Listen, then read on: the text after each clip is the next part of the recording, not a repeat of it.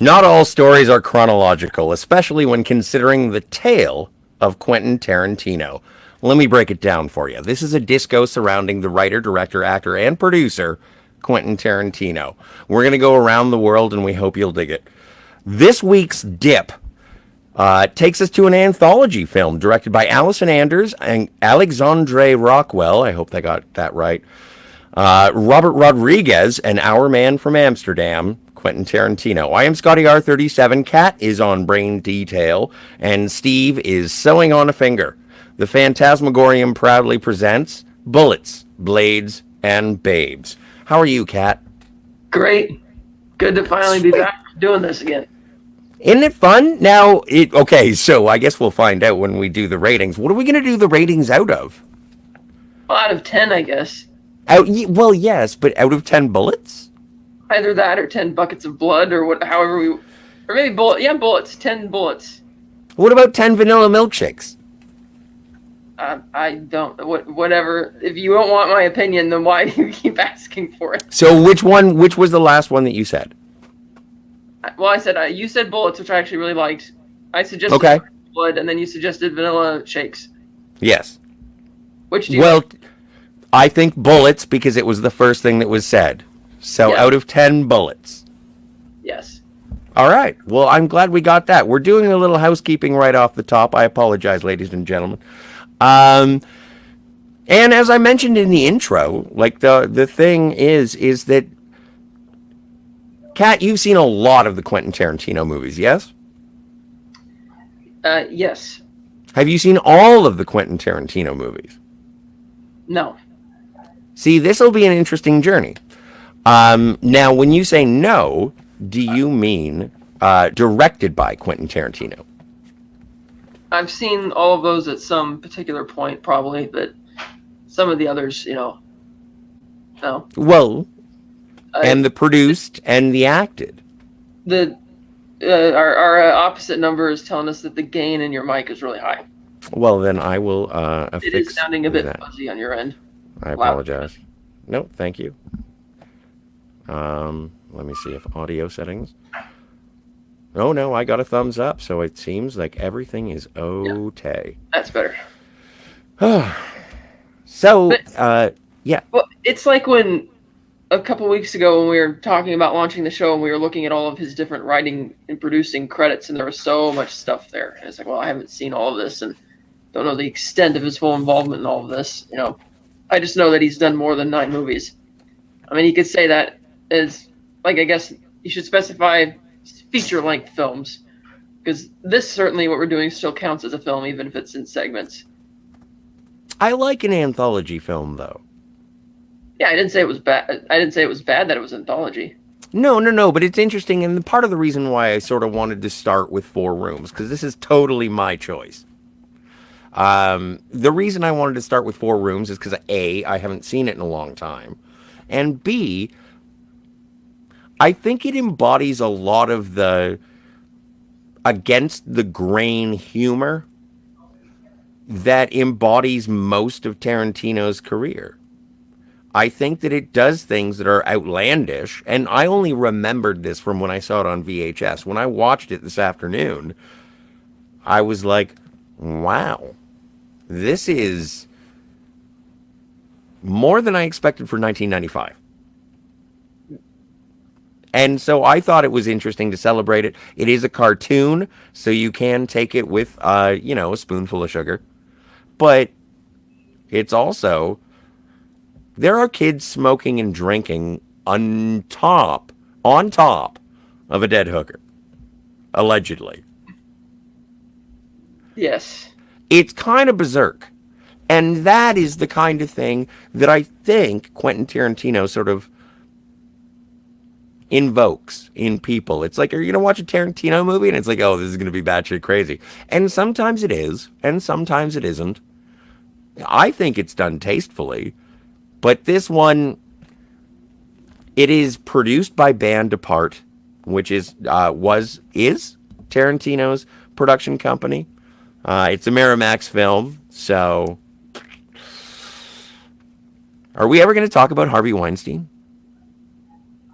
Well, I mean, if it comes up as part of I suppose.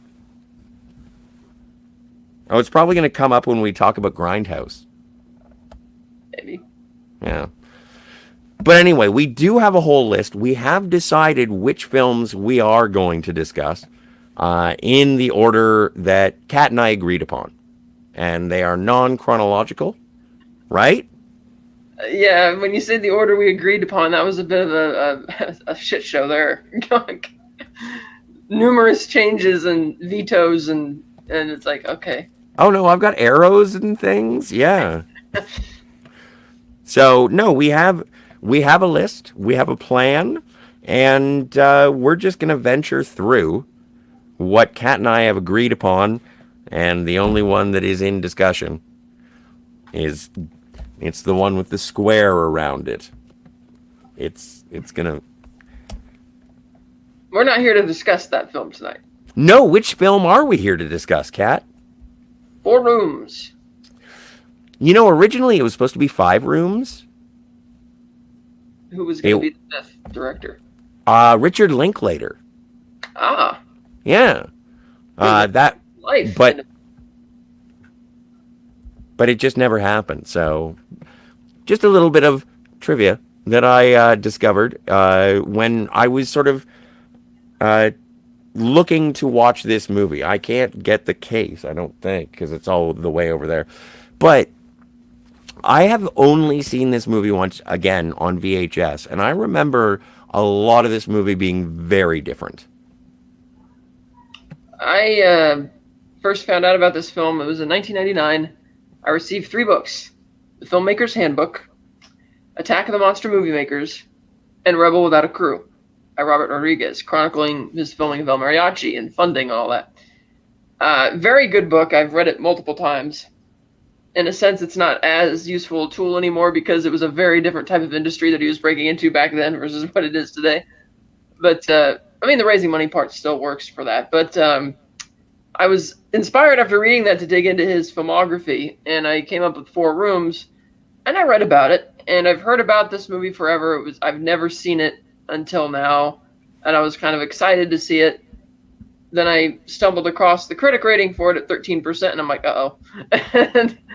and then I watched it with no expectations. I mean, it sounded like a fun premise. Anthology story with the frame story being framed by Bellhop. Okay.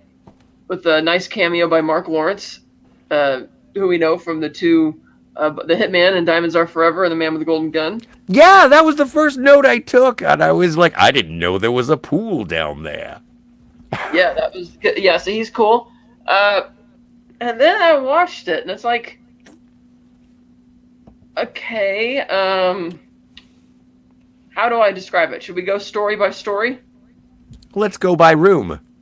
All right, the first room, I can't remember what the room number was. It's the first story by Anders. It was the honeymoon suite. Yeah, the honeymoon suite by what's her name?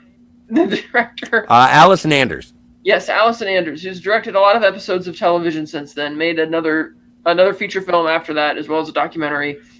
So the story is the bellhop, who's recently replaced the retiring bellhop, played by Tim Roth. He's given the basic advice, don't intermingle with the guests, just be concise, all that kind of thing. And you have this sort of... Oh, and keep your dick in your pants. Right, and then you have this group of women, something he's not going to do in this first story, even already failing. So you have this group of women going into this hotel room, and it's obvious that they're a little off, and it's like, what's going on here? And you realize they're a coven of witches who are pouring ingredients into this cauldron. Okay. What? You hang on a second. We are talking about an all-star cast in this film. Yeah. Okay, we have Madonna. We have that lady from Rain Man. We have Ione Skye from Say Anything. We have Lily Taylor and some lady with gold nipples.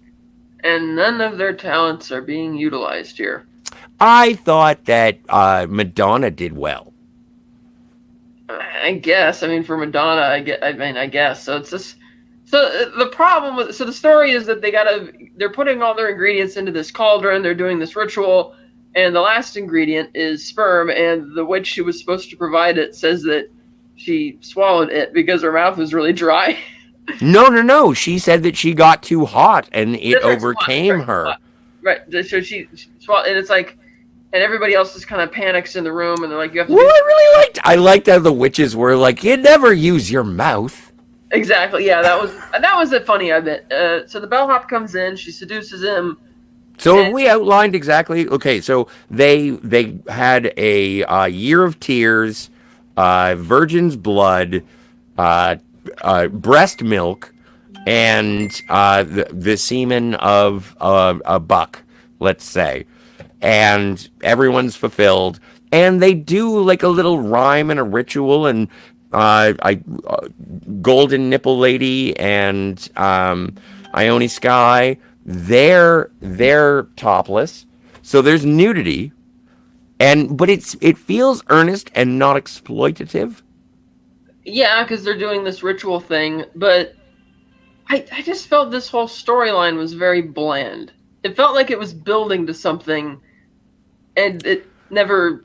There's no punchline. There's no surprise or anything. It's like, okay, you know that once they say the sperm's missing ingredient, and since the last thing the other bellhop said was keep your dick in her pants, you know that's gonna go out the window.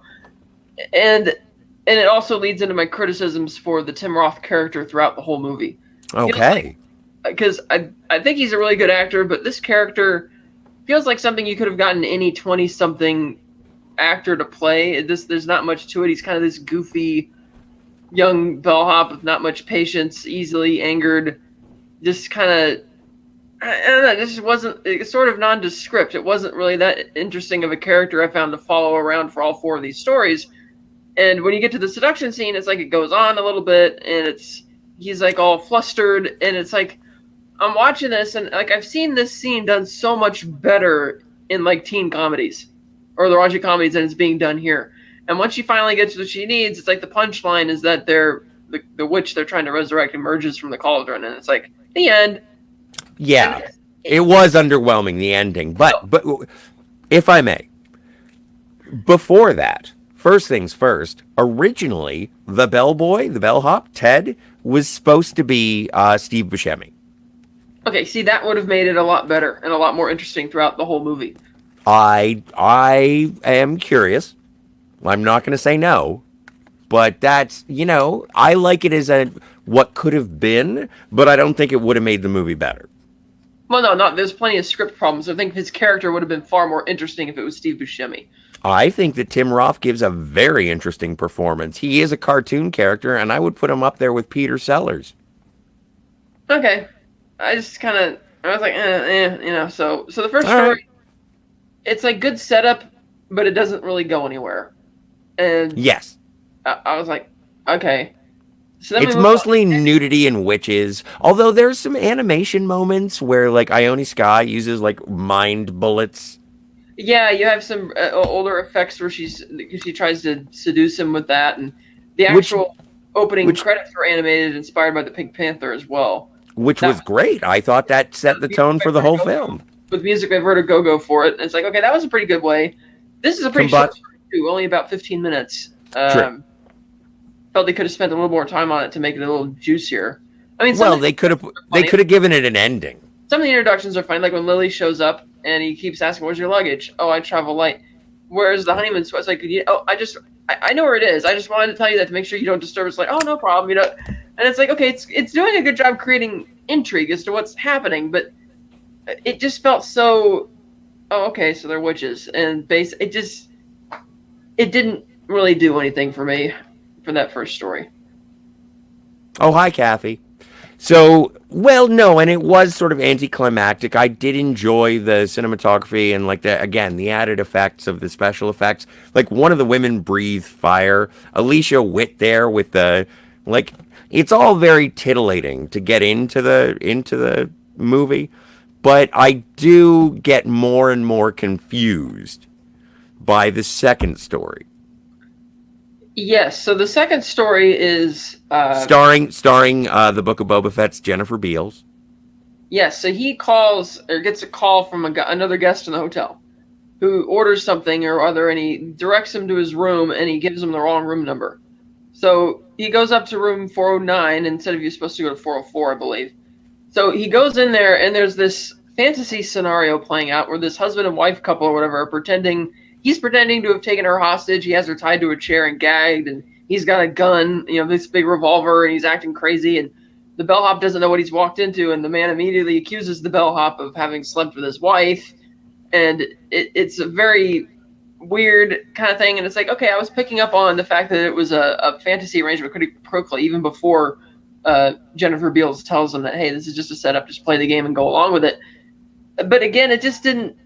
I mean, it should be feeling like a high stakes, intense situation. But even before I found out it was like being staged, it didn't feel like that. It's just, I mean, I don't know. Maybe it's the way the characters were played. Again, it just didn't feel like much. And at one point, the bellhop decides I gotta get out of here, and he goes into the bathroom, tries to crawl out the window, and you have this funny graphic where you see the big wide shot of the hotel outside with the little graphic that says Ted with a little arrow pointing right at him where he is as he's screaming.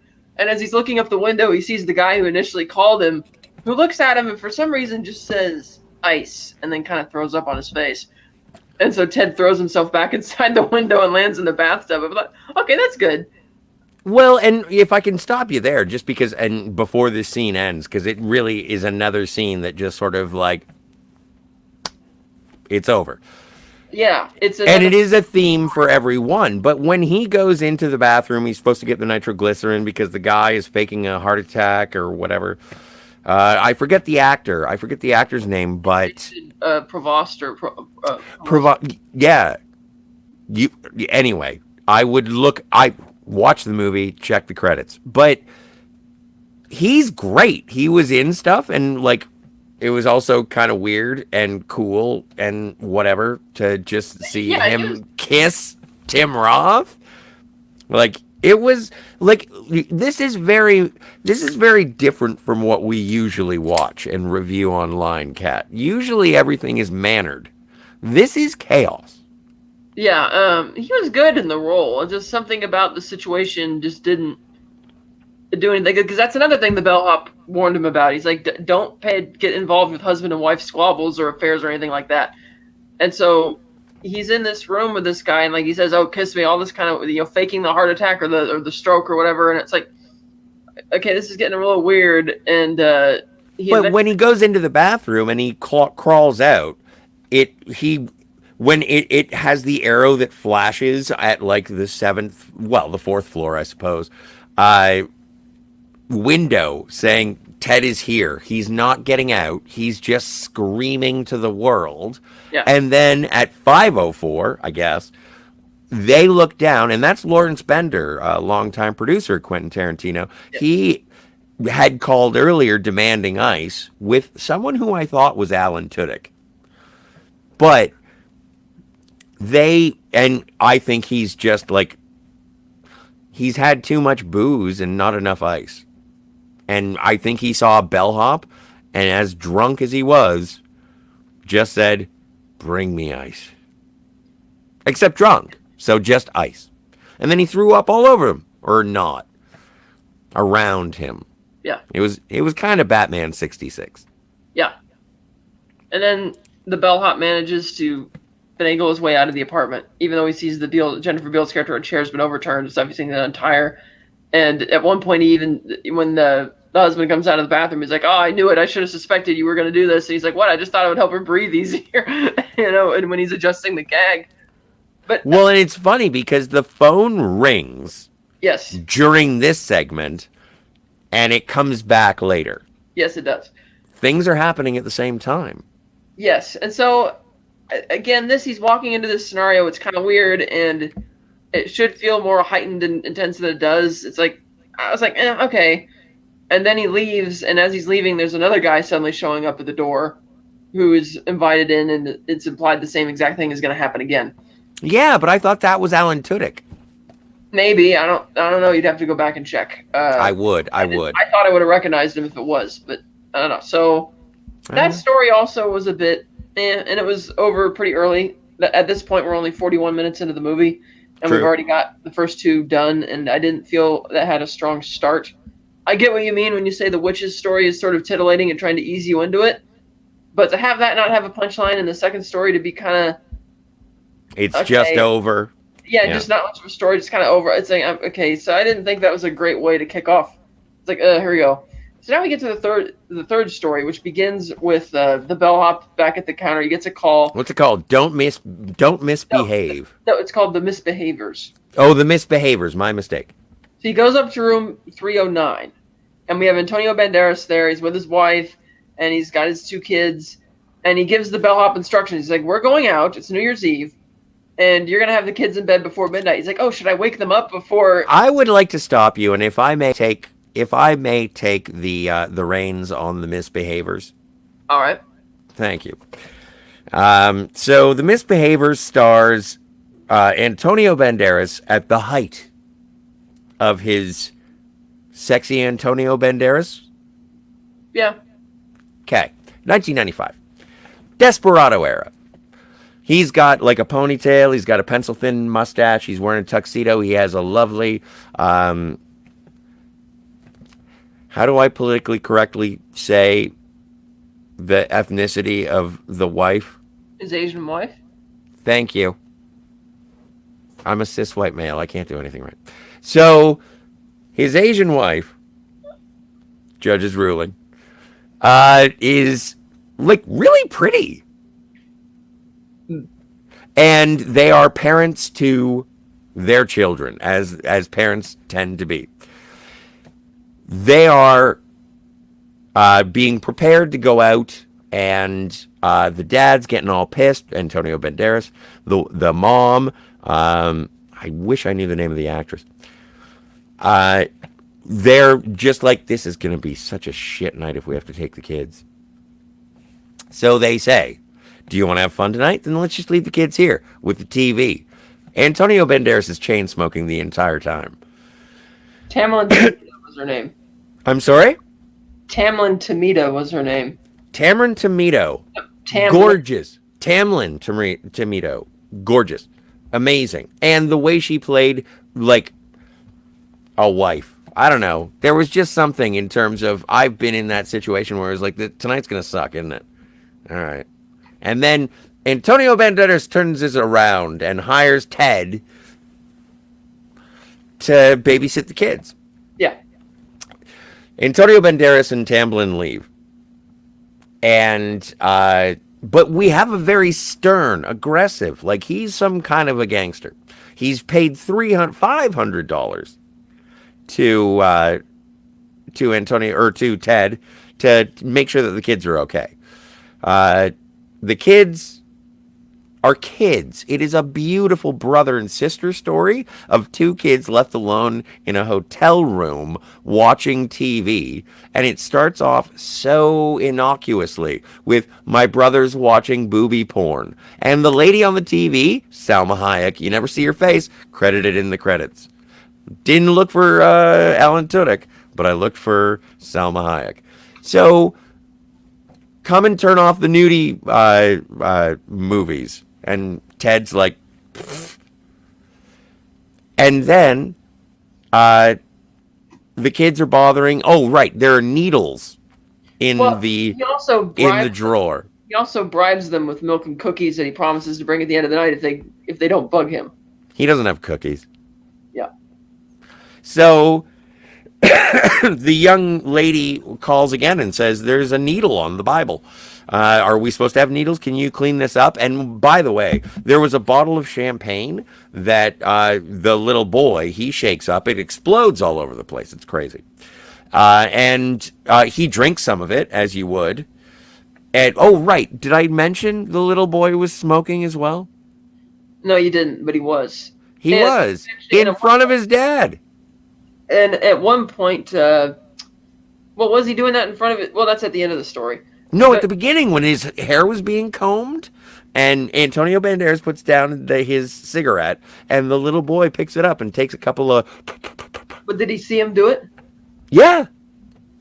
I don't remember that part. But at one point she calls Ted, the sister calls Ted to say that, I want you to turn off the nudie channel. And he's like, it's set. I'm not going to turn that on for you. She's like, no, turn it off. It's already on. And he checks the computer and it says that it is off. And she's like, well, it's not, so you better get up here. And he gets angrier and hangs up the phone. And then she trawls back and reports the needles. She's like, did they come with the rooms? And he doesn't want to talk about it and slams it. So then she decides she's got to call somebody else. And the brother's like, what do you mean? He's like, well, we got to call another room to see if needles come with the rooms. Which room should I call? And he's like, 409. So he calls room 409, which is from 404. 404, which is from the previous Oh, story. no, it is 409. You're right. You're absolutely right. Yes, he calls room 409, and it's the wrong man. It's the husband picking up the phone when we saw him disappear from the room briefly. And she's like, did it come in? There's no needles in here. She's like, okay. So she hangs up on him.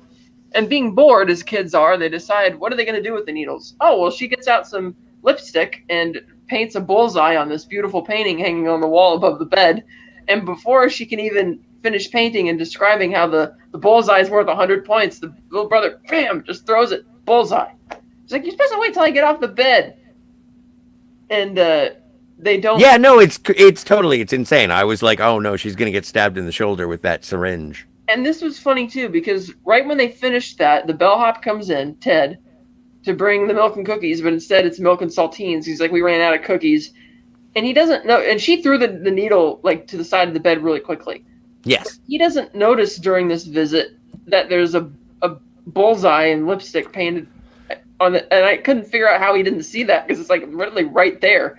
Now, in terms of the chronology of the film, this happens concurrently with The Wrong Man. Yes. He's already been, his seed has been taken for a coven of witches. He has been in a psychosexual relationship with a husband and wife, presumably, or a couple. And now he has been paid to $500 to babysit. Yeah. I'm pretty sure he is not necessarily thinking in the right mind, and also I think Ted's kind of simple. About that $500, maybe. Well, but that's also the advice that I didn't know that there was a pool down there gave him, and it was like, just hang out and they'll give you money. Right, and so they're like, oh, these saltines are old, they're bad. He's like, just dip them in the milk, it'll taste better. And he puts them to bed, and he does something that's kind of creepy. He gets the what is it, the Vaseline or the whatever? Oh, it's like Vicks Vapo Rub. And he gets Vicks Vapo Rub, and he has the kids close their eyes and lock them in the bed, and he starts painting it over their eyelids. It says, see, now you're not going to want to open your eyes. It'll be really bad if you open your eyes. That happened to me as a kid, which is something he says a couple times in this movie. And it's like, okay, this guy's got some issues. Oh, and yeah. So he leaves the room and closes the door, and no sooner than he does that, the sister decides, like, screw this. So she gets up, goes into the bathroom, and gets a wet washcloth and wipes her eyes off. And then she sees that the fireworks are going, and she turns on the TV. And well, that's what wakes her up. And also, let's not forget, she's hauling off on a bottle of Pernod.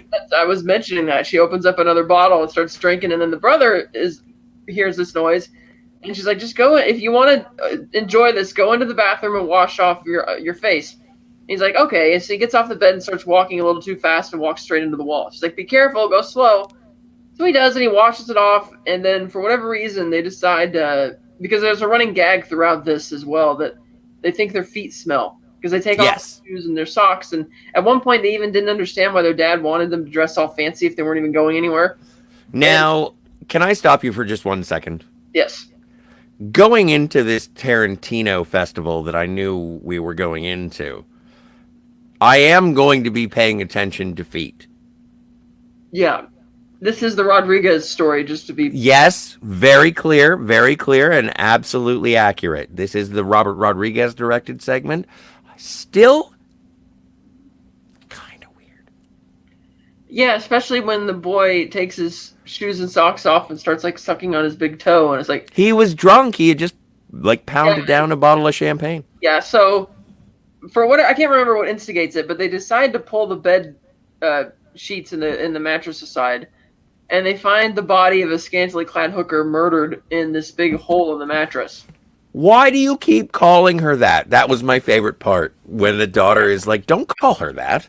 So he calls the bellhop, and this is a real funny moment, which I thought was pretty good, where he's like, wait a minute, how can you can't see that, you're asleep. You can't see that because you have that on your eyes. He's like, no, I washed it off. Didn't you do that? Didn't you ever do that when you were a kid? And the look on his face, he was that stupid not to try that. Yeah. Which is kind of funny. And this time when she tells him about the dead hooker in the bed, he's like, it can't be. And he, at first he hung up on her, but then when she told him that, oh, I just washed the stuff off my eyes, he's like, oh shit. So he runs up there to see what's going on. And this is when he notices the lipstick on the wall, that and he sees her drinking the bottle, and the boy's smoking the cigarettes again, and the fireworks are on, and the duty show is on the TV, and he's finally starting to process, oh, this is not good. And then he's like, well, see, you said there's no body here. She's like, yeah, there is. And she pulls the mattress aside, and he sees it, and he totally freaks out, leaves the kids in the room as he sprints back downstairs. But no sooner than, and he gets back to his station to make a phone call, to call Betty, who I guess is his boss. Or No, that's after. Well, he hasn't. After. But every, like, okay, so. Oh, that's right, that is after. So he runs downstairs to call. He goes up, he delivers the milk and cookie, or the milk and crackers, and then he goes downstairs, and then he gets another call, and it's like, if there is not a dead body up there, I'll make one, it'll be fucking you. And then he sees Antonio Banderas, and he slides into the elevator, and he gets up there first, and so Antonio Banderas is pissed. He's carrying his wife, Amber, or no, Tamblyn, pardon me. And he gets up there, and everything goes cockeyed.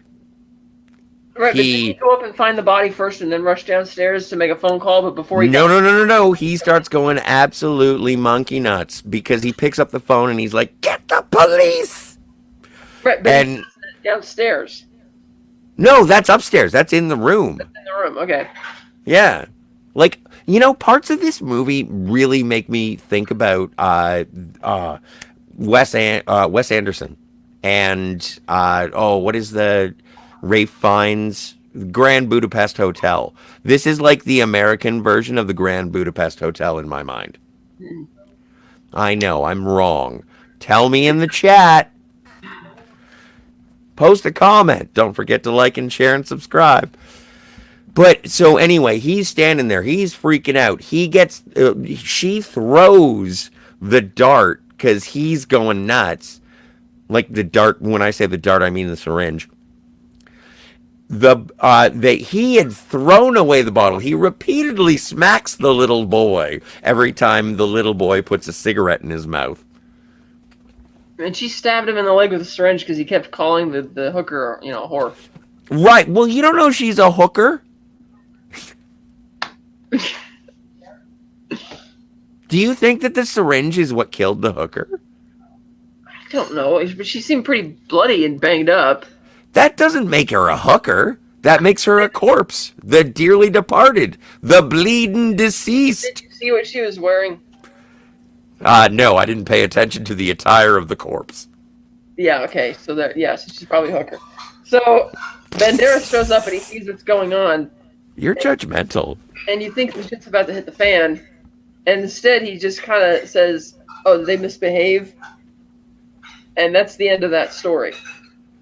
Well, no, it's a situation where Antonio comes in, and I thought it was really good shot choices and everything. Yeah. Like looking around the room and the response, and then that final pose. It was almost like a splash page in a comic book.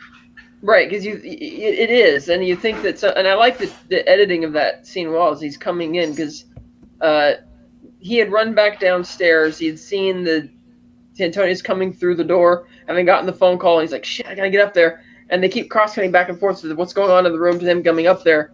And the fact that his wife is totally passed out. He sees his son smoking cigarettes. He sees the girl with the champagne. With the Pernod bottle, yeah. Yeah, the needle stuck in the guy's leg. And he just kind of looks at him. He's like, and Banderas is just kind of stoic and just kind of, in a sense, not that surprised, but still angry. And then he just calmly says, they misbehaved again, didn't they? As if it's a casual thing.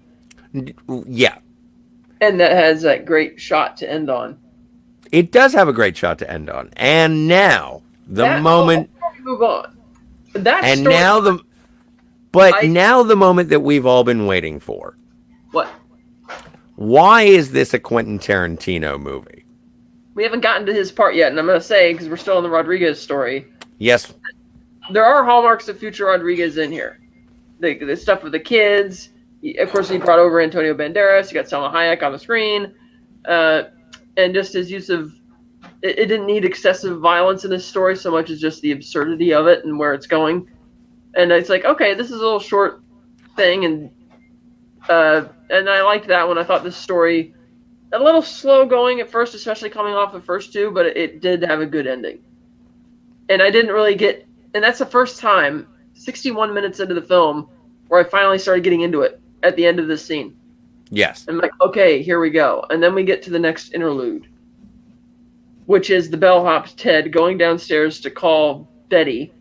And this is where I'm sort of observing it and looking at it, and it was like, oh, ladies and gentlemen, the moment you've all been waiting for. This is now a Tarantino movie. Like, up until now, it has been produced by Band Apart, so it is arguably financially a Tarantino movie. Lawrence Bender is an executive producer. He is the producer. He is in the film. I would say that is a Tarantino movie. I know I'm a contrarian. I like to mess with all the salads that I can toss. But this is a Tarantino movie. Well, this next part, yeah. So so in this interlude, he decides to call Betty, who what is his boss or the owner or something like that. Yes, because in the first scene, Ione Skye is trying to get his seed, Ted, and he's like, "Oh, Betty's gonna be pissed," and Ione Skye says, "Who's Betty? Like, I'm not gonna cheat on Betty with you," and he's like, "Oh, the boss." Yeah, so he calls Betty's apartment or wherever she lives, and Margaret, played by Marissa Tomei, answers the phone. And I forgot about Marissa Tomei. It's amazing. Yes, and she doesn't seem to know who she's talking to, and he tells her the whole story about the Coven of Witches, about the sex game in the other room, and about the kids. Doesn't sound like a bad night, Ted. The corpse of yeah, she's like, doesn't sound like a bad night. And finally, after listening to all of this, she's like, wait, where's Betty? He's like, I don't know who Betty is. I'm just here playing the game or whatever she's doing. And then she turns and she's like, is there anybody named Betty here? And then Betty, played by Kathy Griffin, gets up. And she's like, yeah, okay, who are Betty? She's like, who are you? I'm like, I don't know. I'm just here playing a game or whatever. So she hands her the phone. And when Ted mentions that he's going to quit because of the fire and the corpse and all of this, she's like, what about, and she inquires about their very famous... The fire, the corpse, all this. Yeah, and she kind of writes it up. She's like, look, Ted, you can quit if you want, but first you have to go see to a very important guest on the top floor in the penthouse. The penthouse phone starts ringing. Yes, the penthouse phone starts ringing. He doesn't want to go there. She's like, you must, Ted. And she's like wide awake now, totally serious about it. It's like, you can quit afterwards. And I like how she's not even concerned about the dead hooker in the bed and the fire in the hotel. It's just, we got to keep the Hollywood guy, the penthouse tenant happy. It's like, he's our best client and pays you. So he finally concedes. And this is where we lead into the Tarantino story. The Man from Hollywood. The Man from Hollywood. Inspired by The Man from South America. Which in the story they improperly say is titled The Man from Rio. So he goes up to the penthouse suite, and Quentin Tarantino is playing the man from Hollywood, the big shot or whatever. And he starts going on about Jerry Lewis and how amazing, how Chester Rush. Yes, and how big of a story it'll be when Jerry Lewis dies and all this kind of stuff. And doing his typical Tarantino thing. Also in the apartment is Bruce Willis playing this guy named Leo. Mm-hmm. Who's already drunk. He's wearing like this little band that has a blue feather on it. And there's another guy in the room. I don't remember what his name is. Paul Calderon. Paul Calderon, yes. There's Paul Calderon, and then there's a woman in there as well. Well, no, that's Angela, who is played by everybody's favorite Twi'lek from the book of Boba Fett, Jennifer Beals. Who was also from Room 409. She was. Yes, she was in the sex game. So now she's up in the penthouse for some reason. Remind me about Paul Calderon when we get to Pulp Fiction. I will. Thank you. So they invite Ted over to the counter at the mini bar, and they're talking to him about this Alfred Hitchcock episode. It's like, you ever watch Hitchcock? And they're talking to him about it. And the way the original story goes is this couple are playing this very weird game where you make a bet that you can't light this lighter 10 times in a minute or 10 times in a row, or you lose a finger. The A Hitchcock Zippo. version, yes, the Hitchcock version had Steve McQueen in it, and they talk about that, and they're like, "Come on, just stay here." And Ted's like, "No, I'm not going to chop Paul's finger off." He goes, "I'm not going to be here," and he goes to leave, and they stop, like, "Ted, wait!" And Tarantino's like, "Wait, I will give you $100 right now, whether you stay or whether you go, if you just indulge us for another minute of your time." And he doesn't want to do it. And Paul's like, "Come on, man." And Leo's like, "It'll be fun. Angela says, "Take the fucking money." Yeah, Angela just says, "Take the money." And he in that moment, he's probably remembering what Mark Lawrence told him to, that if you just stay, they'll just throw you money around here. So he acquiesces and comes back to the bar. They're like, "Yeah." He sits down, and then Tarantino lays out the game. He's like, "Here's your $100 right here, Ted. But here's another $100 that could be yours, as well as another and another." So it comes up to another additional $900. And he says, "All you have to do is just play this game." And Ted is just thinking about it, and he's not really sure. And he's like, "Okay, fine, do it quick before I change my mind." Mm-hmm. So they bring the cutting board out, which he brought up, by the way. He brought up the cutting board. He brought up the 3 nails. He brought up the sandwich. And they're about to play the game. The donut and the twine. Yes, and Paul puts his finger down on the chopping block, and no sooner than they start the game, yes, right when they start, for whatever reason, Ted doesn't wait. Because Paul fails to light it on the first attempt. And Ted takes that to mean he's going to fail the challenge entirely. So he chops his pinky off. Paul screams. Ted just swipes the money. He's like, "Okay, I'm going to take my money. I'm going." He just walks right out. The music kicks in. And as Cat! I only got 7. I lost my pinky. Oh, I'd bite it off if I were there, but I can't. So, You can use the hatchet. You don't have to bite it off.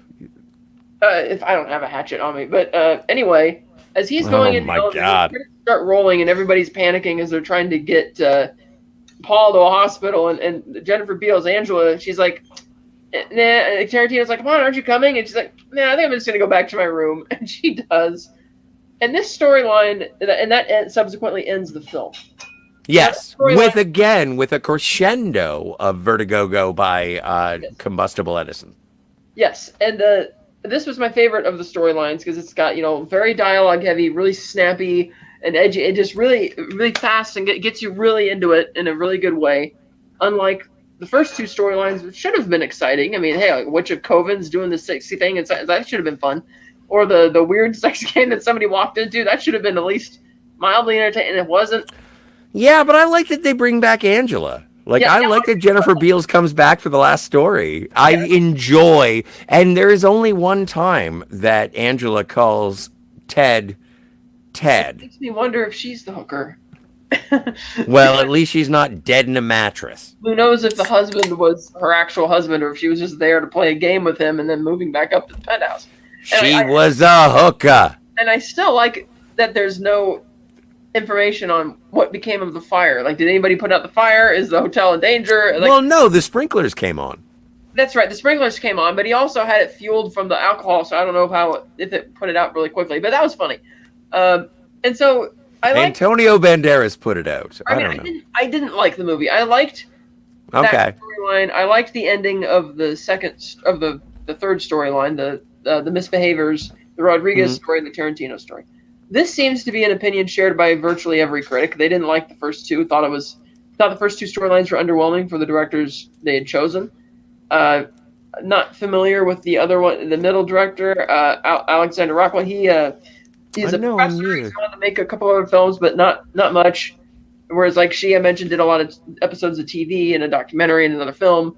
But again, I felt that because it's Tim Roth, they could have gotten a richer character out of that. And yes, you're right, he's playing a cartoon character. But I felt that it's not like a Matthew Lillard level cartoon from Scream. That's a real cartoon character, totally insane, Looney Tunes bonkers. This was kind of like, again, like you could have gotten any 20-something to play this guy who's kind of thrust into this. I just didn't really find him that compelling of a character to follow. I mean, you teased us with Mark Lawrence in the beginning of the movie, and this is his replacement. I just didn't find him that interesting. And you even teased the Antonio Banderas character, this gangster kind of cool guy. And I get it. It's a storyline we've seen a million times in other films and sitcoms where somebody is left in charge of some important person's kids or nieces or whoever and dreads when they're going to come back and see the mess that they've made. Something which Tarantino repeats in Pulp Fiction.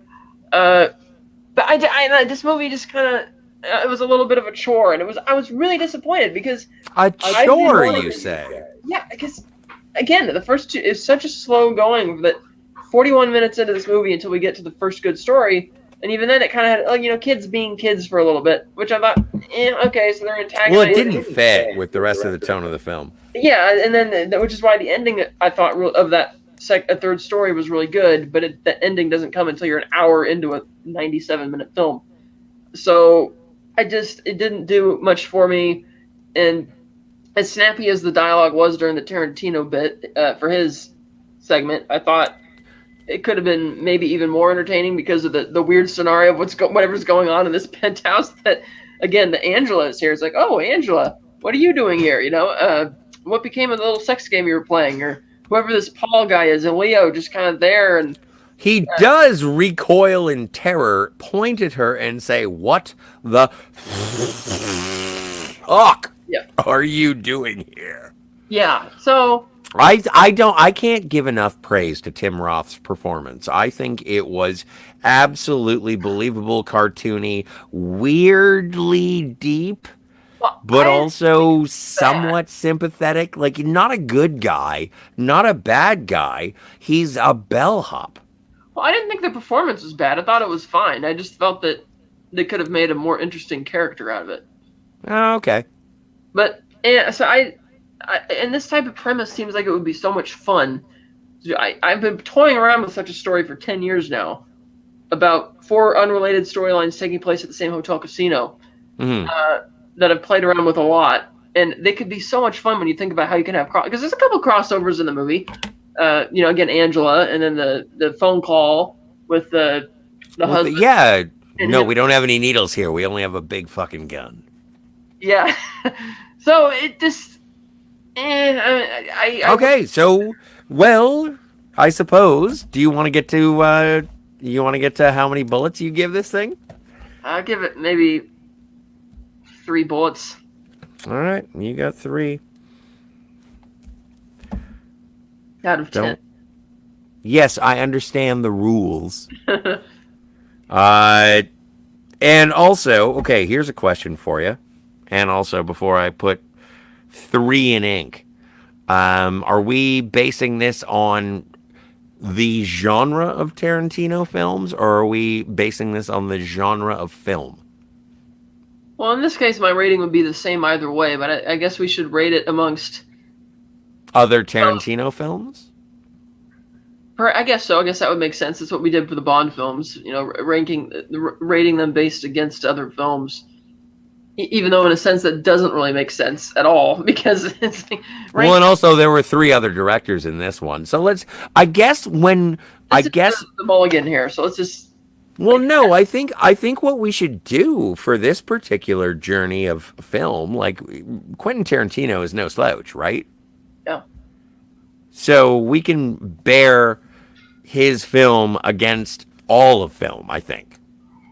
All right, we'll do that then. I give this a 3 out of 10. Okay. I will.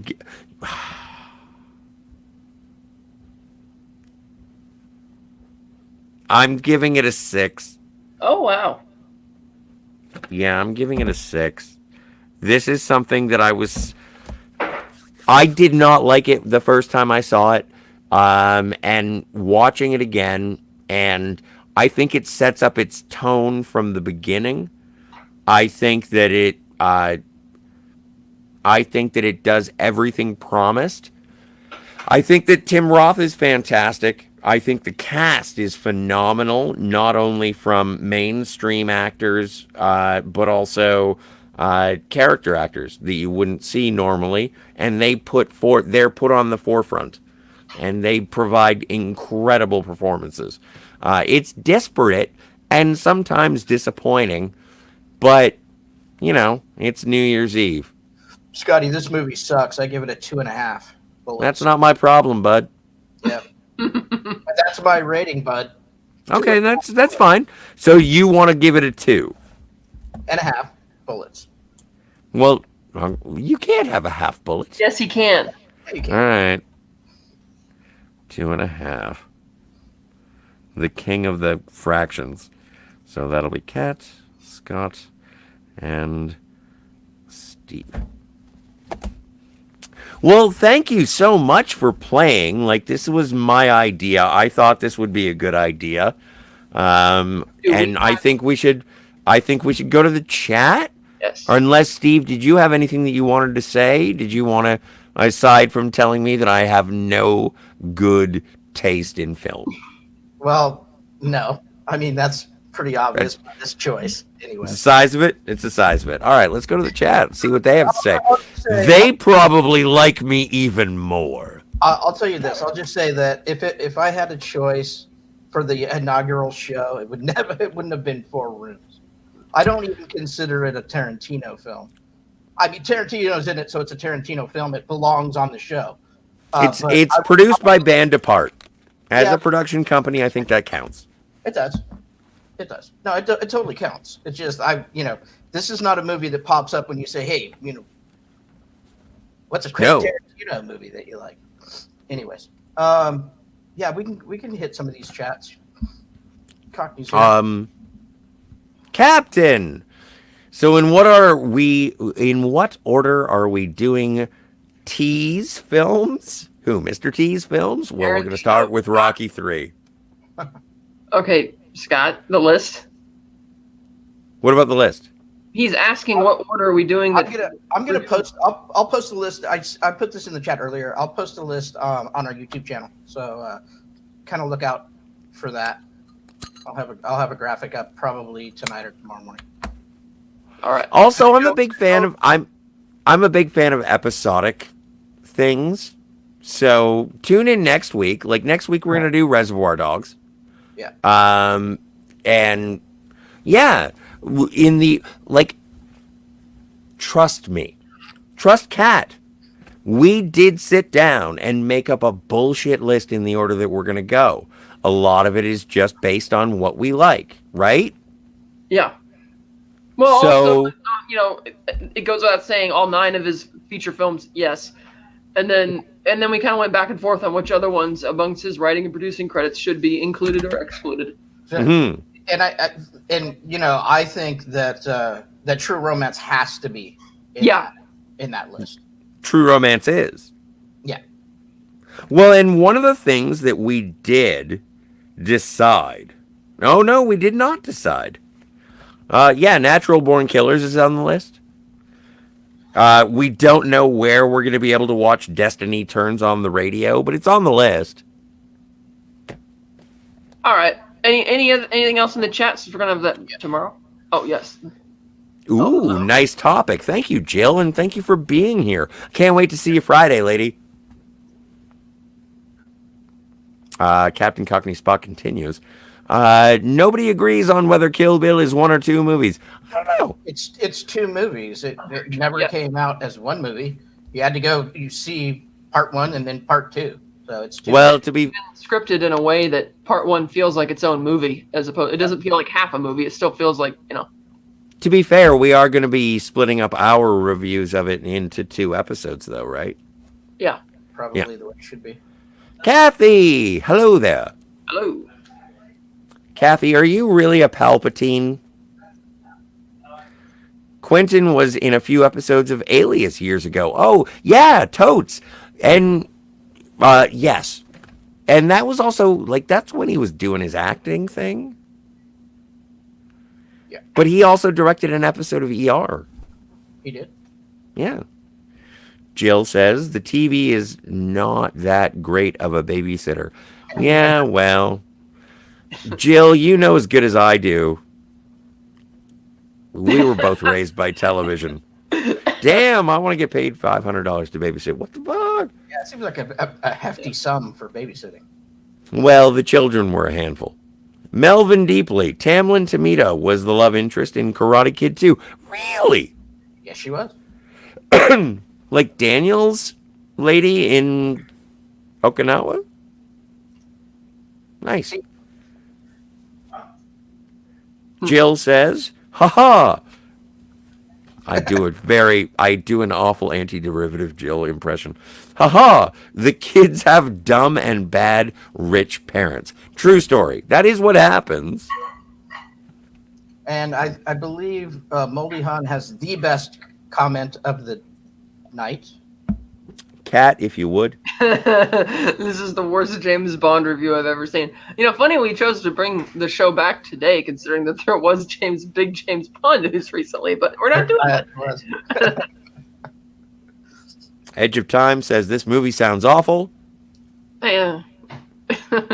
Cat agrees. I think Steve agrees. So there, they just didn't get tapped. Tiki Fire's Retro Clubhouse. It's good to see you. I haven't seen it since about 1995, which is when it came out. Good for you. And I remember it being terrible with a couple of funny moments. Yeah, but looking back on it, it was just such a delight to revisit. Sorry, Scott, not Alan Tudyk. Oh, fuck. His first acting credit was 35 Miles from Normal in 1997. My mistake then. Thanks, Steve. You're welcome. His name's not Alan Tudyk, says Melvin deeply. His name is Steve the Pirate. What movie is that from? Dodgeball. Right. We should do that next. Edge of Time says, I don't know Vapo Rub had its own fairy. Well, apparently it's Tim Roth. Yeah. Cat. So 3/4 of this review is of movie bits, nothing to do with Tarantino.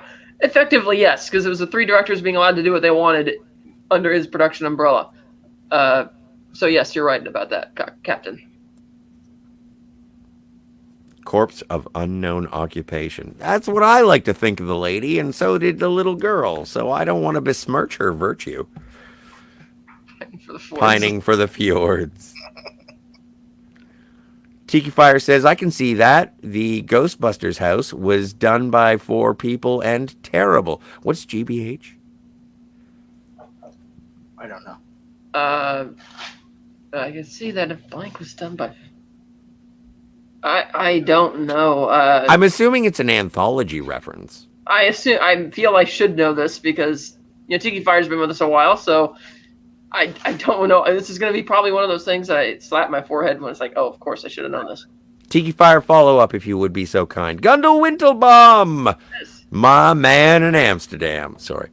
The duo is back. Great to see you both nerding out again. Happy face. Thank you.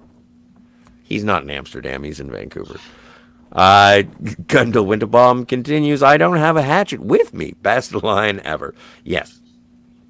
Oh, the man from Hollywood is just such a building of tension. And it's interesting that it's framed around Alfred Hitchcock Presents episode. Yeah. I really like it. In turn taken from a short story. Do you know, wow. I was going to put you on the spot and do you know the short story? It was by Roald Dahl. Oh my God. Roald Dahl is wow. Apparently the people playing this game were on the run. The guy was in gambling debts because he played this game with a lot of people, and eventually the woman he's with offers a cigarette or something, and she's missing fingers as well from having played and lost the game plenty of times. Kat, this is why we do this show, is because you always tell me something I don't know. Thank you. That's crazy. I don't love Roald Dahl. My mom loves Roald Dahl. I'm going to have to find this short story now. We'll talk about it in the chat. Captain Cockney says, you cannot have a half bullet. Otherwise, you're making out of 20. That's just basic math. Once again, proving he doesn't understand movie ratings, but that's fine. You skipped his previous comment. What was the previous comment? It was a good comment, actually. Not that one. Saying 4 rooms is a Tarantino. He was saying that this one here, yes, this one. He says, I do wish more movies had the same screenwriter and director. It makes inferring their meaning so much easier. I agree 100%. And we'll get to see that next week. Yes, we will. This is, and again, I just want to be able to set up the madcap nature of the things that can happen in a Tarantino movie. And while it is not 100 front to back a Tarantino movie, I think that 4 Rooms certainly establishes a little bit of tone. Yeah. Captain says the criteria is Tarantino has to direct it. Well, he did. He directed The Man from Hollywood. He produced, well, and if you want direction, written, directed. And also, now that you mention it, one of the best things about The Man from Hollywood, it was edited by Sally Menke, longtime editorial collaborator until her passing. And so I consider it based on that. Lawrence Bender, Quentin Tarantino writing and directing, and Sally Menke editing. You know what? If I have to sit through 3 other directors to get to the finale with Tarantino directing, I say with a spoonful of sugar. Plus, when you do your Tarantino retrospective on your channel, you get to make up the rules. On our channel, we get to make up the rules. So that's just how that. He already has an 11-part series on Reservoir Dogs. Antiderivative Gel says, "Woo, Reservoir Dogs yet." Yeah. Cockney says Tarantino wrote True Romance, but didn't direct it. Yes, true. Directed Jackie Brown, but didn't write it. Well, he adapted. So your criteria is demonstrably inconsistent. Indeed, it is. What are you gonna do? We never specified to you what our criteria was. We're picking movies that have been directed or written and produced by Tarantino. I enjoy little surprises from week to week. What are we doing next week? If you'd like to find out what we're doing, like in sequence, we're gonna put the list on our YouTube channel, and you may have access to it if you so choose. But just like every other show, you'll find out on the preview to next week. Tiki Fire's Retro Clubhouse says Grand Budapest Hotel. Oh, you know what? I've never seen it. Budapest. I'm joking. Yep. Tiki Fire says, nice to see you guys needing out. Agreed. Nerding out. Well, nerding out, but yeah. No, I need it. Oh, nerding out, that is. Oh, no, I'm just nerding. All right, and I think that'll do it for today. Well, I suppose we're done. Yeah. Well, Kat, do you have a Twitter? Slice9 as Twitter handle. Really? Okay, great. My Twitter handle is at ScottyR37. And Steve, yours is at Stephen Foley with an N. You can pretty much get in touch with all of us at Fantasmagoriums. That's the Twitter handle. And I think we're done. I'm hungry. Let's get a taco. What a coincidence. I'm about to have one right now. How do I end this broadcast? Fuck. That's going to do it for us. No, I'm done. We're done. Shut up. Let's get a taco. Yeah, let's go.